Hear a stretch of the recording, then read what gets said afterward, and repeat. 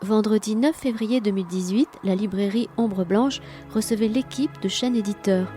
Jean-François Magnier, le cofondateur, et les nouveaux co-gérants Elsa Palot et Benoît Reyss, ainsi que 2 auteurs du catalogue Chênes, Loïc Demey, auteur d'Un cœur léger, et Jean-Baptiste Pedini, auteur de Trouver refuge. La rencontre était animée par Christian Torel. Je te flore, tu me faunes. Je te peau, je te porte et te fenêtre. Tu m'osses, tu m'océan, tu m'audaces, tu me météorite.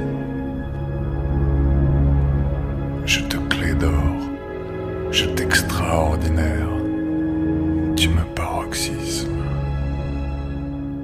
Merci de votre présence ce vendredi un peu tristouille. Le temps est terrible, terriblement accablant. Est-ce que c'est aussi gris que cela dans le pays d'où vous venez? C'est peut-être de la neige chez vous, hein? C'était tout blanc, tout neigeux, tout glissant. C'est dire si on vous aime, hein? Bon, nous allons parler de temps. Mais en fait, de toute façon, les livres, ça n'est guère finalement que du temps.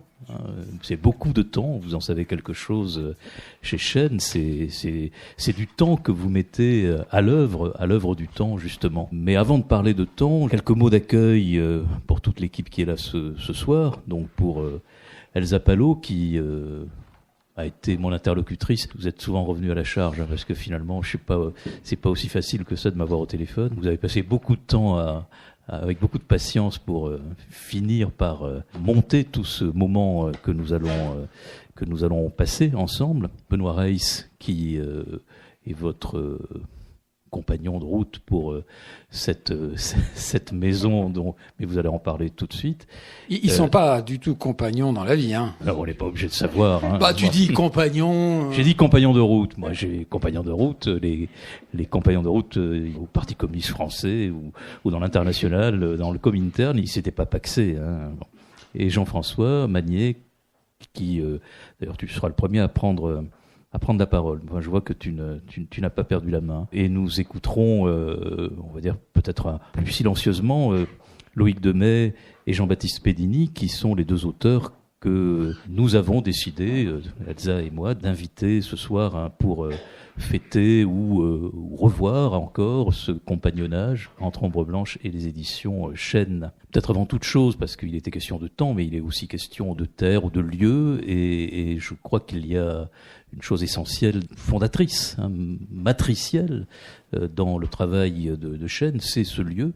Et lorsque Elsa m'a demandé, on s'est proposé mutuellement, j'ai dit il faudrait quand même que dans ce que nous allons vous proposer ce soir de vous offrir à la sortie, et puis à tous ceux et celles qui ne sont pas venus, ce document, enfin c'est pas un document, c'est un objet, c'est un bel objet, et je vous en remercie vivement, c'est un bel objet imprimé par vos soins. Donc il y a 4... comment vous dites? 6, pardon. Mais 6 affichettes poèmes voilà. À l'intérieur, extraites des livres de Jean-Baptiste Pedini et de Loïc Demey, et la pochette imprimée avec un texte de Christian Torel sur le lien Chênes Ombre Blanche, et un petit historique de la maison d'édition Au Verso. Quand vous m'avez demandé ce petit texte, ou que nous le sommes proposé, finalement ce qui est venu avant tout, c'est cette notion de terre, de terrain, de géographie. Pensant à nos liens, je pensais avant tout à celui qui a établi les liens avec nous dès tout début des années 80, c'est Jean-François, et ce volant que Jean-François tenait sûrement peut-être trop souvent à son gré, en conduisant... Gérard Mobilier disait « ma bétaillère ». Je ne sais pas si tu as jamais prononcé ce mot de bétaillère lorsque tu cheminais avec les livres derrière dans ton break, mais finalement, au bout d'un moment, tu as fini par te rendre compte qu'il y avait peut-être des gens pour transporter les livres à ta place, non, pour les envoyer à ta place, non pas pour en parler, mais pour les envoyer. Voilà. Et donc ce qui m'est venu, c'est ce territoire qui est le vôtre et sur lequel d'abord tu t'es avec Martine Mélinette, vous êtes établi, et puis maintenant ce territoire que tu partages et ce lieu qui s'est peut-être un peu déplacé, vous nous raconterez tout cela. Donc cette imprimerie, d'abord imprimerie finalement, ou d'abord édition? Quasiment en même temps, un tout petit peu avant imprimerie, parce qu'on n'était pas tout à fait sûr, Martine Mélinette et moi, de savoir vraiment faire. Alors on a commencé à faire un peu d'imprimerie, puis il fallait faire rentrer un petit peu de trésorerie, c'était pas mal non plus. Mais les livres sont arrivés très vite derrière, en fait, 1 an après. Moi j'ai une espèce de canevas, comme dit Elsa, dans lequel il est marqué mot d'accueil. Mais Jean-François Magnier, je suis pas sûr quand même que tu dises un mot d'accueil. C'est plutôt, tu vas essayer de nous synthétiser en quelques minutes tout ce trajet qui est le tien, avec quand même plus de 300 livres. Et pas loin encore de peut-être 350 livres, 350 titres, hein, c'est ça, et pas loin de 300. Si j'ai bien compté, je suis allé vite faire une visite sur Electre. Il serait question de 260 titres disponibles. Enfin, j'imagine que pour rendre les 90 qui manquent disponibles, il suffit de les remettre sous presse. Ce qui est... Non, mais on t'invite. Non, mais ce que je veux dire, c'est que là, tout vous appartient. C'est ça que je veux dire. C'est qu'il suffit, quand je dis il suffit, c'est du travail, mais en fait c'est juste aussi une décision. Voilà. En tout cas, il y a une histoire qui s'est constituée entre des auteurs, des collaborateurs à l'imprimerie, donc des gens qui mettent les mains dans, comme on dit, dans le cambouis, ou plutôt là en l'occurrence dans l'encre, et qui essaient de pas se pincer les doigts, ce qui est, j'imagine, arrivé régulièrement. Bon. Jamais. Non, le seul accident du travail qu'on ait eu, c'est une stagiaire qui est rentrée dans une porte vitrée. Mais moi, c'est pas du tout pincer les doigts à chaîne, jamais. Chez nous, c'est la veuve de Max-Paul Fouché qui rentre dans une porte vitrée, et c'est pas une blague.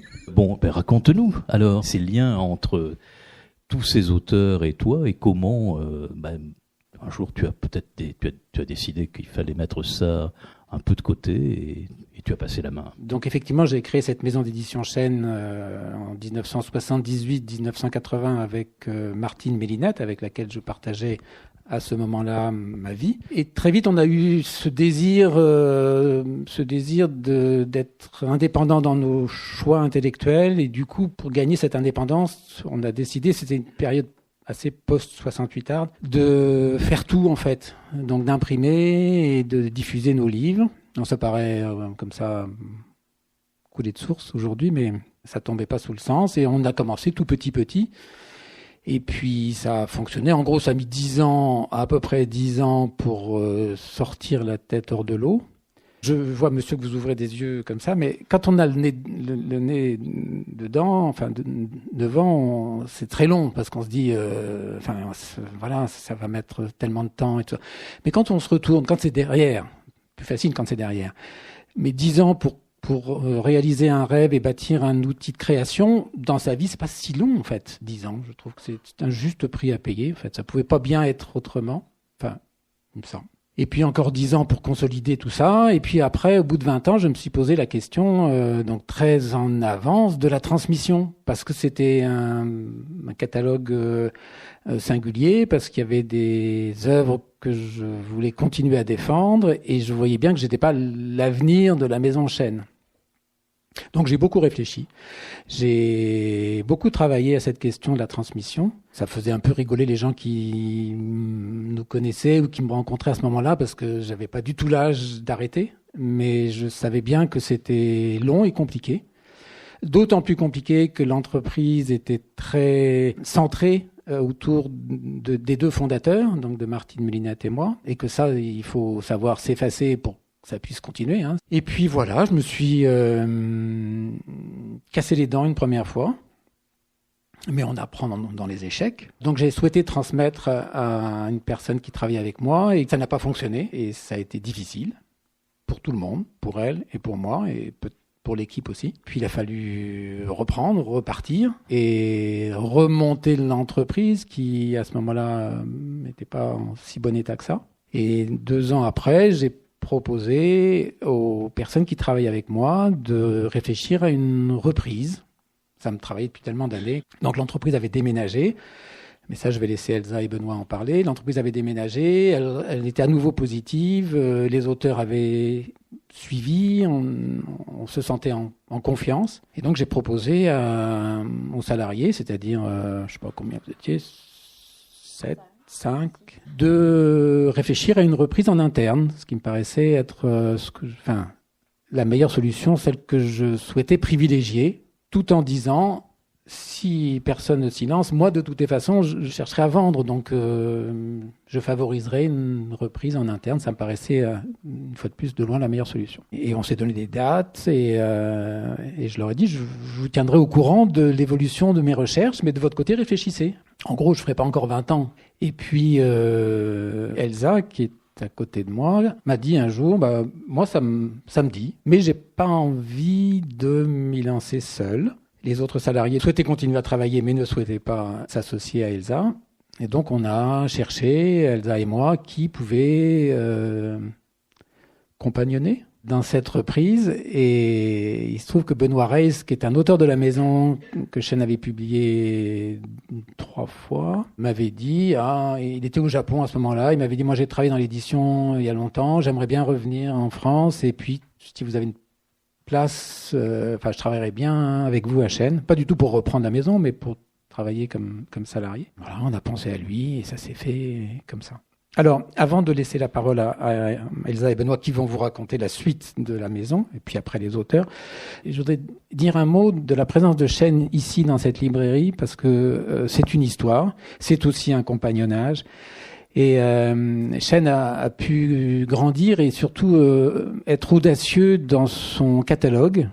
On a publié beaucoup de premiers livres et Chênes continue à le faire. Alors c'est pas uniquement grâce à Ombre Blanche, bien sûr, mais c'est beaucoup grâce aux libraires qui ont fait confiance en la maison très tôt. Cette confiance, elle s'est nourrie, elle s'est développée, et c'est vraiment grâce au travail et au risque pris par les libraires, parce que les libraires ils achètent les livres de Chênes, donc ils participent à l'aventure. C'est aussi une aventure d'édition et une aventure de librairie, c'est aussi un commerce. Donc des librairies comme Ombre Blanche, depuis 35 ans, presque 40 ans, ils ont tout le fonds de Chênes Éditeur, tous les livres qu'on a publiés, et ce soutien-là est vraiment essentiel, c'est-à-dire que année après année, c'est comme ça que la maison a pu à la fois présenter tout son catalogue, mais aussi avoir une attention de la part de tous ici. Moi, j'ai l'impression d'arriver chez moi quand je viens là. Donc, et quand ils ont déplacé la caisse, ils m'ont même pas demandé. Ils ont fait ça comme ça. Enfin, voilà. Donc, c'est Christian et Martine beaucoup, mais c'est aussi toute l'équipe. Je vais pas tous les citer, mais Nicolas et tous les responsables de rayon avec lesquels j'ai travaillé, qui ont fait ce lien, qui est un lien vraiment très fort entre Ombre Blanche et Chênes, et je suis très heureux évidemment que ce soit on fasse ensemble, puisque c'est l'occasion de vous présenter la suite de la maison avec Elsa Palot et Benoît Reiss. On est ce moment pour vous rencontrer et vous dire un peu la suite. Donc on va vous parler un petit peu de la suite, de ce qui se passe maintenant avec Elsa. On a repris Chênes le 1er janvier 2017, donc ça fait maintenant plus d'1 an. Et on a été assez d'accord avec Elsa lorsqu'on a accepté de reprendre la maison, Chênes, de garder l'esprit que Jean-François avait insufflé à la maison.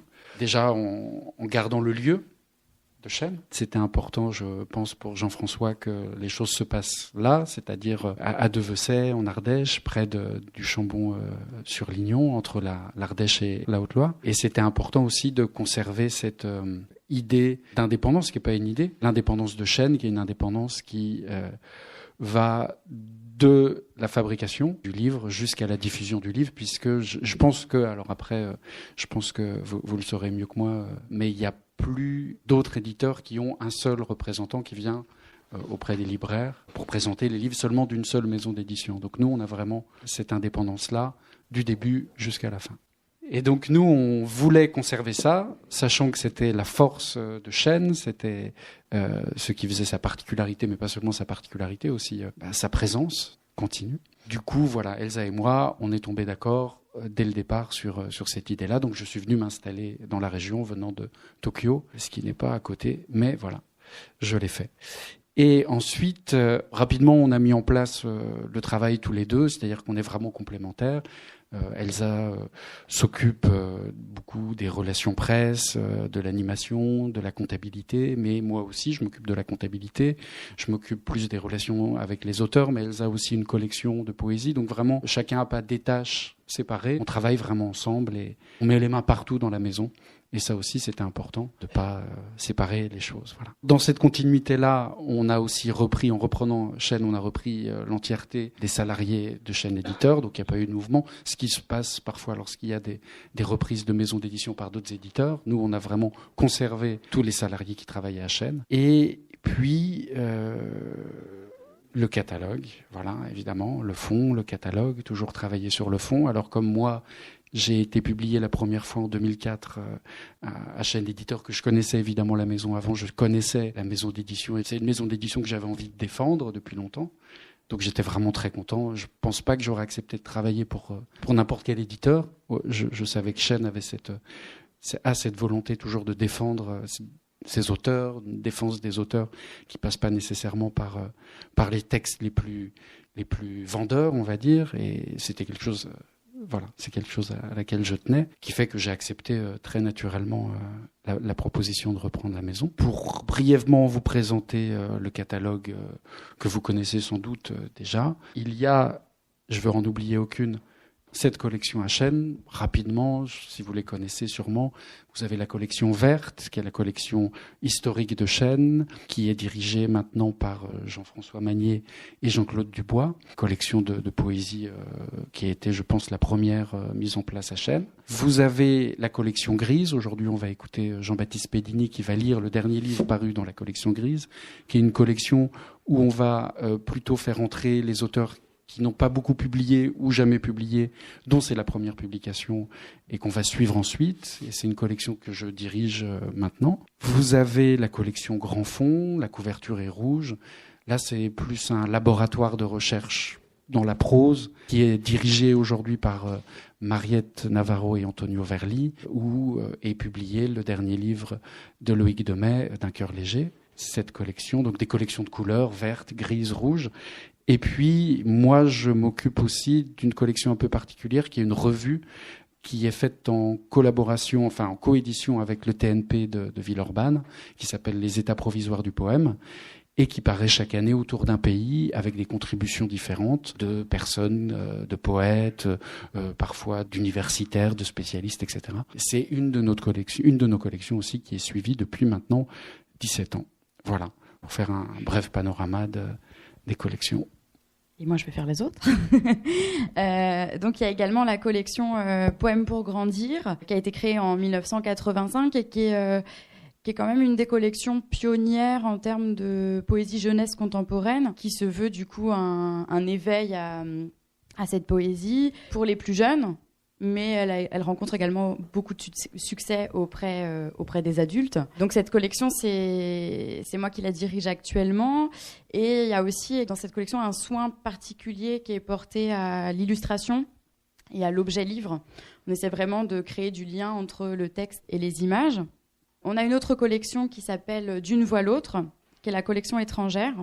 Cette collection, elle permet de proposer en français des textes de poètes contemporains, peu ou pas traduit. Alors, elle n'a pas de délimitation géographique. On a exploré différents pays, l'Allemagne, le Japon, le Chili, la Corée. Les langues sont variées. Cette collection est dirigée par Jean-Baptiste Parra. On a une autre collection qui est en fait un prix, le prix de la vocation.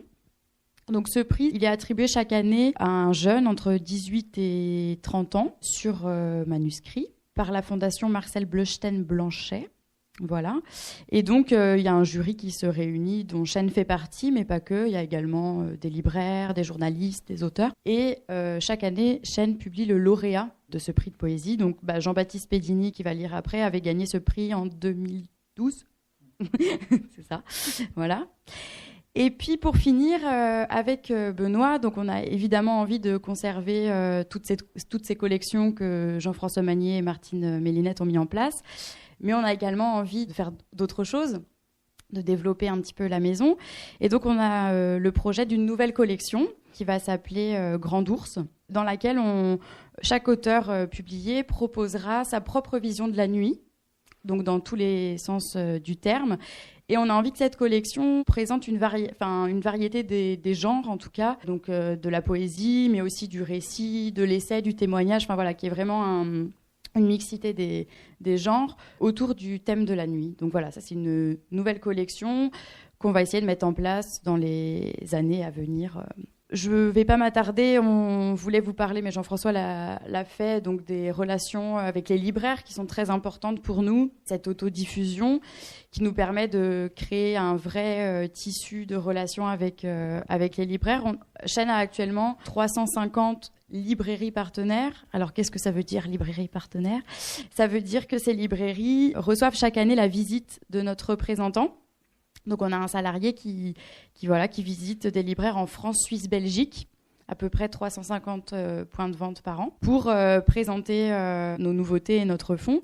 Et donc c'est vraiment important pour nous, cette relation avec les libraires, de partager des choses avec eux, de les rencontrer, de venir faire des rencontres comme aujourd'hui, et de faire découvrir les textes aussi par la lecture, en faisant intervenir des auteurs, comme vous allez avoir l'occasion de les écouter dans un instant. Pour finir peut-être sur cette volonté de rencontre avec le public, on tient vraiment aussi à conserver ces animations en librairie, en bibliothèque, et également le festival des lectures sous l'arbre qu'on propose chaque année. Donc ce festival, c'est une semaine de rencontres avec des auteurs, de lecture. Ça se passe chez nous, sur le lieu de la maison d'édition, donc entre Haute-Loire et Ardèche, au mois d'août, autour du 15 août. Et pour nous, c'est un moment aussi important dans l'année pour rencontrer le public et surtout pour que les auteurs rencontrent le public et qu'il y ait un échange autour du livre et autour des textes. Voilà. Et donc en 2018, les lectures sous l'arbre, elles auront lieu du dimanche 19 au samedi 25 août. Et elles mettront à l'honneur l'Iran et les éditions du Castor Astral, parce que chaque année, on invite un pays.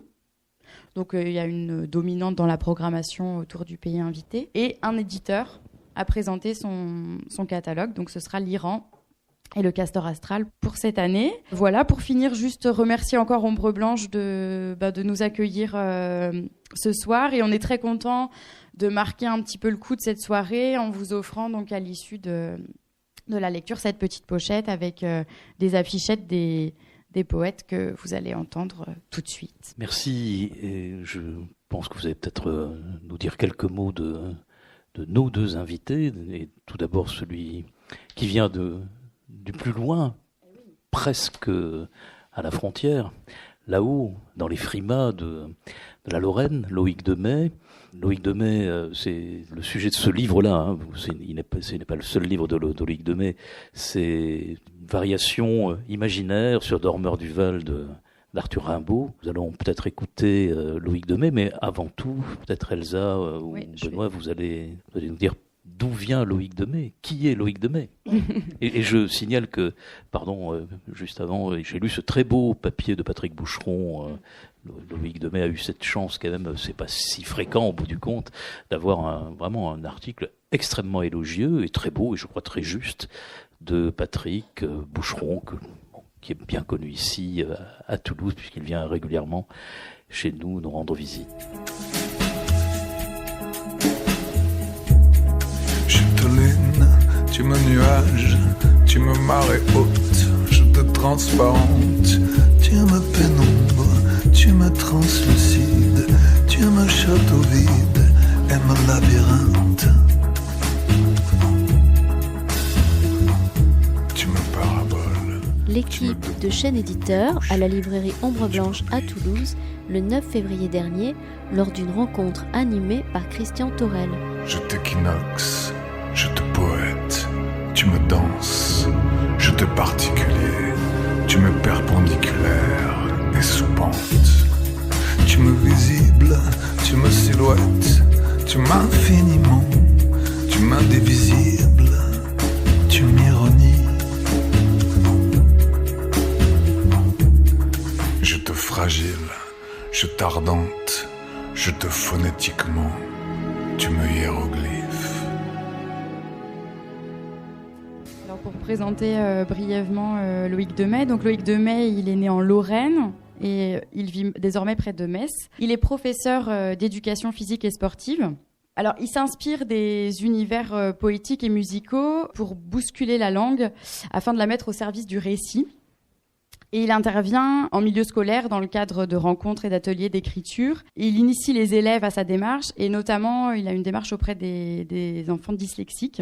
Alors Loïc Demey, il a publié un premier livre à Chênes dans la collection Grise en 2014 qui s'appelle « Jeu d'un accident ou d'amour ». Ce livre, il a reçu le prix Révélation Poésie de la Société des gens de lettres en 2016 et il a été réédité plusieurs fois et vendu à près de 5000 exemplaires, donc ce qui est pas mal pour de la poésie. Et donc ce premier livre, c'est à l'écoute de Prendre corps, le poème de Gerasim Luka qui a été mis en musique et interprété par Arthur H, que Loïc a eu envie d'écrire ce jeu d'un accident ou d'amour. De Gerasim Luka, il garde l'idée d'omettre les verbes, qu'ils soient conjugués ou à l'infinitif, et de les troquer par des noms, des adverbes, des adjectifs, afin de nous raconter, en 16 chapitres, aussi court que décoiffant, la rencontre entre Adèle et Adrien. Voilà, je pense qu'il en lira quelques extraits. Et puis Loïc a publié donc un second livre, D'un cœur léger, qui est paru en 2017 dans la collection Grand Fond de Chênes. Alors ce livre, c'est le carnet intime d'un soldat engagé dans le conflit de 1870 entre la France et la Prusse. Plutôt banal, on se dirait. Mais en fait, ce soldat, ce jeune homme, ce n'est autre que l'immortel soldat aux 2 trous rouges au côté droit du dormeur du Val. Donc, à travers son écriture, Loïc redonne vie et mots à ce jeune Vincent qui déserte et qui rencontre sur les chemins de la Meuse un nouveau compagnon, un certain Arthur. Voilà, donc je vais laisser peut-être Loïc. Encore une histoire de compagnon. Bon, on va dire peut-être à Loïc Demey de venir. Je voudrais peut-être juste réagir à la lecture de ce livre, D'un cœur léger, pas si léger, rendu compte que finalement, s'il y a une guerre qu'on oublie trop souvent, c'est bien la première guerre moderne entre l'Allemagne et la France. Et je crois qu'il faut être peut-être en Lorraine, ou de la Lorraine, de Lothringen, pour être en prise directe avec les effets de cette guerre qui ont été quand même désastreux. On a toujours l'impression que la première, c'est celle de 1914. Voilà. Et celle-là a fait quand même d'immenses dégâts humains. Bon, je suis allé faire quelques recherches parce que j'avais complètement oublié la dimension de cette guerre de 1870 qui a été à la fois très courte, mais effectivement, et je trouve que c'est un livre formidable de ce point de vue, de manière très resserrée, rend compte de ce qu'elle a pu opérer sur les quelques-uns parmi les humains qui y ont malheureusement participé. Voilà, donc je voulais vous remercier pour ce qui est un concentré à la fois d'amour et de tragédie, ou de tragédie vécue sous ce registre d'une conversation ininterrompue jusqu'à ce que le coup de feu vienne finalement, le coup de feu probable, parce qu'évidemment il n'est pas dit, vienne interrompre cette conversation amoureuse. Voilà, merci pour D'un cœur léger, et peut-être pas si léger au bout du compte. Merci. On va écouter maintenant Jean-Baptiste Pedini, que je vais vous présenter rapidement. Jean-Baptiste est né à Rodez en 1984. Il a reçu le prix de la vocation, donc, qui est publié par Chênes en 2012 pour son livre Passant l'été. Il a publié dans de nombreuses revues et chez différents éditeurs. Et son dernier livre paru, qu'il va lire aujourd'hui ainsi que Passant l'été, son dernier livre est sorti en 2017 dans la collection Grise et il s'appelle Trouver refuge. Voilà. Et pour parler un petit peu de la poésie de Jean-Baptiste Pedini, quand on lit les poèmes de Jean-Baptiste, on est un peu comme devant des paysages devant lesquels on est immédiatement intime. En tout cas, c'est une lecture personnelle que je fais là. Et je crois que c'est parce que dans la poésie de Jean-Baptiste, c'est pas le sujet du poème qui va raconter, qui va nommer, qui va décrire le paysage, mais c'est plutôt, et c'est assez étonnant quand on lit, quand on prend le temps, c'est une poésie qui demande un certain temps pour bien imprégner le lecteur. On se rend compte que c'est le paysage qui se raconte, qui se dit dans la poésie de Jean-Baptiste. C'est comme un renversement où tout d'un coup, ce n'est plus le sujet qui décrit, mais c'est le paysage qui se dit, qui se nomme. C'est assez surprenant. Il se passe, en tout cas pour moi en tant que lecteur, une sorte de renversement comme ça qui m'a fait penser à un geste un peu de peintre asiatique, un peu quelque chose comme une disparition de celui qui serait le centre de ça, et plutôt tout le reste autour qui reste dans la poésie, Mais je pense que le mieux, pour bien comprendre ce que j'essaye de dire là, c'est d'écouter Jean-Baptiste. Voilà. Donc oui, effectivement, les paysages sont très présents. Donc les paysages de mon enfance, donc plutôt en Aveyron, et les paysages du coup plus de l'enfance de mes enfants qui se situent dans le Gers, donc pas très loin d'ici. Délier le paysage.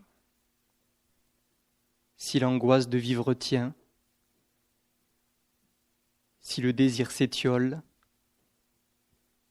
on peut se contenter d'en picorer les miettes.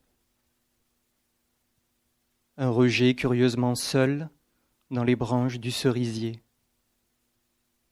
Une langue sèche au fond du puits. Les paniques en fleurs et les ronces dedans. Et la fragilité des pierres. On peut s'en contenter, faire des fenêtres un temps mort. Tous les jours, c'est pareil. La mélancolie nous précède d'un pas. Elle est le rayon de soleil qui traverse les volets. Le silence, déjà chaud dans la gorge. Elle est cet arrière-goût latent. Elle est l'arrachement, le bouquet paqueté de ronces, le saccage de dents, les souvenirs plumés avant que l'oiseau ne s'élance. Tous les jours on le sait, elle dépose à nos pieds la dépouille chaude de l'enfance. Ici, on se sent bien. Quand on perd la distance entre une aurore faune et le bruissement des blés. Quand la vapeur monte,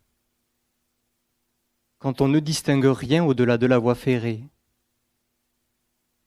quand ça crisse, quand l'arbre plie, quand une ombre va de main en main sans obscurcir les branches, quand personne n'y prend garde, quand la fragilité du ciel est un regard qui tient. On marche sur un chemin tracé par les fougères. On entend du remue-ménage dans un bosquet que l'on distingue mal. Pas grand-chose à en attendre. Murmure, bris de bois. On marche à peu près, dans une ombre tournante. Les coteaux lentement s'éteignent. Les plumes argentées brillent dans une obscurité serrée comme une cage. On marche, en laissant les voies derrière, les bosquets habités de simples éclats. Céder à la lenteur de l'aube, rembobiner les bandes grises, les heures passées à grignoter un peu de place sur la tente, les maudits par politesse, l'ennui, tout simplement. Faire du silence un courant d'air,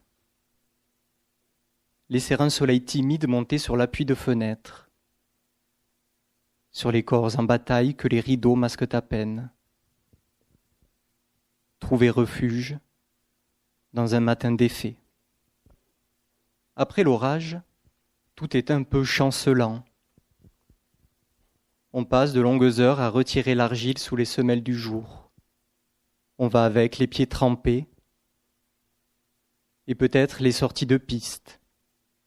Un cœur filandreux, l'écorce molle qui en couvre les bords. Le silence, à coup sûr. Après l'orage, les champs sont pleins de bosses, pleins de fatigue, pleins de murmures. Le paysage se raconte à voix basse. Ce sont de grandes baies vitrées qui brillent là-bas. Ou peut-être des bottes de foin. Le soleil s'étale partout. À la va-vite, on a enfilé un masque, des gants taillés dans l'air, une tenue de camouflage pour échapper à soi. Un été trop lointain. Et si ça dure, si on reste inconnu à notre propre douleur, si aucun tremblement ne vient, si ça dure, on laissera scintiller l'eau, le bleu reprendre un peu d'éclat. Quand les collines s'effacent, on n'ose plus bouger. On regarde les mains qui grattent à la fenêtre, puis frappent au carreau pour que sursaute le paysage, croisant les doigts pour que le soleil éclabousse. On n'ose plus bouger, et soudain les mains s'activent. Les arbres dodelinent, le ciel se referme d'un coup. On est ici au premier rang de l'enfance. Toute cette terre face à nous est une lumière éteinte. Le blanc fatigue dans un espace où les frênes se courbent et portent l'aube en transparence. On attend maintenant que le soleil vienne, que les couleurs se mettent prestement en place, que chacun reprise ses peurs, que nos ombres prennent appui sur le ciel. Grandir dans l'instant où le vent se lève, où les cyprès oscillent parmi les morts et quelques reflets rares, sans tenure aux lueurs fragiles que porte le regard. C'est une toile sans nuance. Un feu quelque part ne prend pas. Les mots mouillés crépitent, et les cendres incolores se collent à la terre. Grandir, ne garder rien d'autre que ce peu. Les corps s'étirent sans bruit, et derrière la vitre, plus personne ne se dresse sur la pointe des pieds. Le jour vole trop bas. Parfois, on arpente un chemin triste, bizarrement rétréci, calibré pour tenir dans un soir étriqué. Parfois, il n'y a rien au bout, et on fait demi-tour en se fiant à la lumière étouffée qui passe dans les arbres. La terre s'enduit de poussière. Un éboulis se forme quelque part sur l'horizon. Parfois, on se dit que c'est mieux comme ça. C'est déjà insensé de parcourir ces terres pauvres. Presque beau de marcher sous la pluie à la recherche de soi. Avec la brume qui colle aux pieds et alourdit les mots. Le chemin d'un coup trop étroit pour y passer entier. Avec les petites terreurs qui se réconfortent seules. C'est presque une habitude. L'eau qui tombe du ciel donne assez de lumière. On goûte un paysage géométrique, si répétitif que même les collines semblent se superposer. On ne voit plus qu'une sphère tassée, colorée et silencieuse. Un temps variable, un bleu horizontal et piqueté de blanc quand le soleil trop vif nous fait plisser les yeux. Ce bleu se déploie sans effort, sans souffle. Ce bleu est la distance entre ici et l'enfance. Une fois encore, les lignes de la bourre ne plient pas. À chaque pas, ce n'est pas un pied que l'on pose devant l'autre. C'est une lame que la lumière tendue fait dévier par moments. Brève parenthèse, avant que le couchant n'en corrige la géométrie. Une fois encore, on avance vite et mal. Une boue presque poussiéreuse nous saute au visage. Le noir met fin à son exil. Les voix prennent du recul. Alors on peut arrêter net, laisser la terre tourner de l'œil. L'herbe quelquefois est marquée d'un étrange saut. On ne sait pas encore ce qu'a supporté le sol, le poids d'une insomnie, d'une bête, du dégoût, celui de douleurs invisibles. À présent, c'est passé. Une vapeur dorée monte des champs. La nuit défait doucement son mur de pierre sombre. Tout s'arrange. Les rêves tiennent, et et se dressent en épis. On enlise tant bien que mal les peurs ébouriffées. Rester en plaine. Dans une campagne si plate que le ciel lui glisse dessus. Laisser le soleil rebondir contre les arbres qui clignent çà et là. Tiennent tête à la monotonie. Rejoindre un champ de pâquerettes, un terrain vague dans le regard. Arracher un à un les pétales serrés de l'enfance. Prendre le temps. Se tenir à l'écart de l'orage.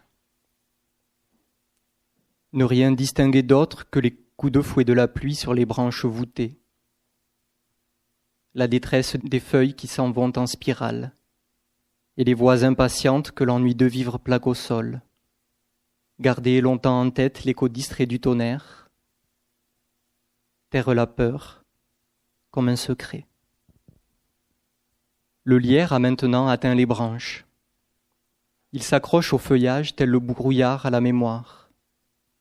On se dit que si tant de choses tiennent, c'est qu'elles n'en ont pas fini avec les peurs étranges. Les chuchotements égarés dans les herbes trop épaisses, les reflets déjà graves qui collent au paysage. On se dit que l'indécision grimpe décidément haut, loin des lumières qui vont silencieusement à ras de terre. Veillez les étoiles gravées au plafond. Un avion au-dessus qui n'en finit pas de passer. Un point rouge, sans direction. Une somnolence inconsistante quand ces choses-là n'émeuvent plus. Rester au chevet des souvenirs. Dès lors, vivre en arrière. Faire de la solitude une fenêtre ouverte sur l'enfance. Certains matins, on retire une bonde intime pour bafouiller, pour vider le bain de peur qu'est notre quotidien, pour sécher au soleil, alors que le ciel tourne timidement sur lui-même, pour l'aridité des plaines, pour les bruits qui violentent. Certains matins, on tamise grossièrement l'horizon avec les mains, on fait avec ce qu'il reste. Septembre vide lentement ses poches. On se laisse encore un instant. Quelques guêpes s'activent sur le mou coloré d'une fin de jour. C'est à présent tout qui lâche. L'étendeur que l'on pensait fermement scellé à la terre. Les mots pris dans la roche. Leur faiblesse. L'herbe remue vaguement. Et on hésite à fuir en même temps que le soleil. Que les reflets en mouvement, que cette odeur tenace d'inachevé. Capter les odeurs extérieures. Faire de la chambre un verger dans lequel la clarté restitue le parfum des fruits. Le silence s'étire alors aussi bien qu'une peau fragile. Les ombres reprennent leur souffle, et chacune à leur tour les images s'infantiles tombent sur le bord du chemin.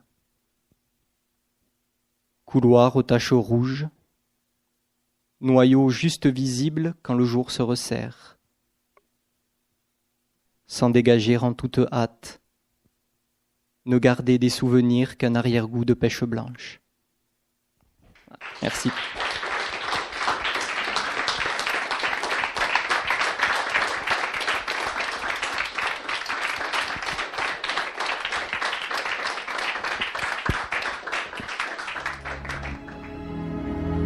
Tu m'étoile filante,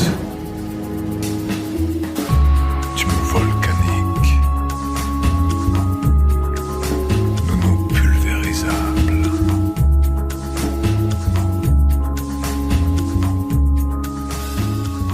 Vous venez d'écouter une rencontre avec Chêne Éditeur à la librairie Ombre Blanche le 9 février 2018, en présence de Jean-François Magnier, Elsa Palot, Benoît Reiss et les auteurs Loïc Demey et Jean-Baptiste Pédini. Tu me passionnément, tu m'absolues, je t'absente, tu m'absurdes.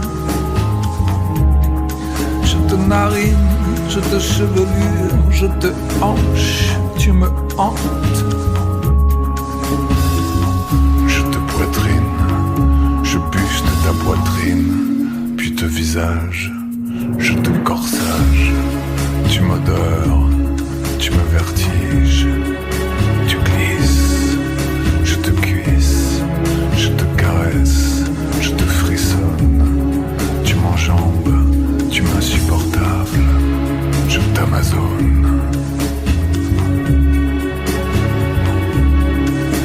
Je te gorge, je te ventre, je te jupe, je te jartelle. Oh, je te bats, je te bac, oui je te bac pour clavecin, sein et flûte. Je te tremblante.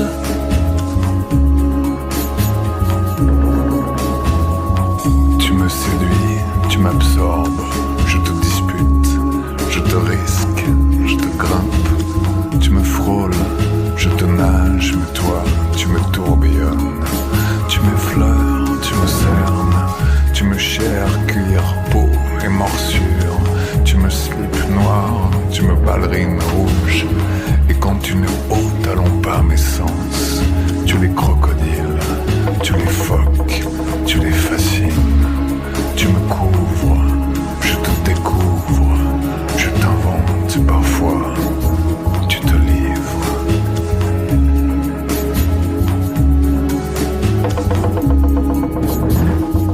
Tu me lèvres mine, je te délivre, je te délire, tu me délires et passionnes.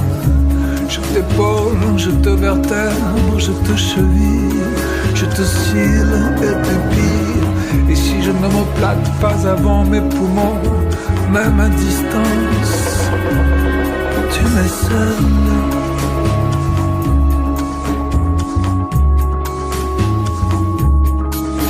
Je te respire, je te bouche, je te balaie, je te tends, je te griffe. Je te vulve, je te paupière, je te haleine, je t'aime, je te sens, je te coupe, je te mollet, je te certitude, je te joue et te veine. Je te main, je te sueur, je te langue, je te nuque, je te navigue, je tombe, je te corps et te fantôme, je te rétine dans mon souffle, tu t'irisses, je t'écris.